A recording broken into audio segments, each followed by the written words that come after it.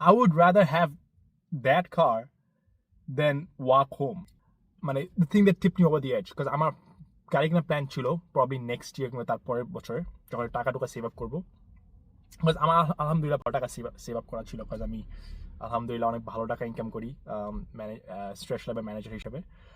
আর so আমি একদিন gym থেকে আসতেছিলাম, সেটা আরও 2 মাস আগে, সরি 1.5 মাস আগে আমি জিম থেকে আসতেছিলাম হেঁটে হেঁটে। আর আমি দেখলাম একটা মেয়ে গাড়ি চালাতেছে, গাড়িটার মধ্যে জং ভরা, মানে অনেক বাজে একটা গাড়ি, রং রুম নাই, জং ধরা, আল্লাহ জানে ইঞ্জিনটা কিরকম, মেরে গাড়ি চালাচ্ছে। আর আমি মনে মনে বলতেছিলাম কি বাজে একটা গাড়ি। পরে আমি নোটিস করলাম আচ্ছা আমি তো হাইটে যেতেছি বাসায়।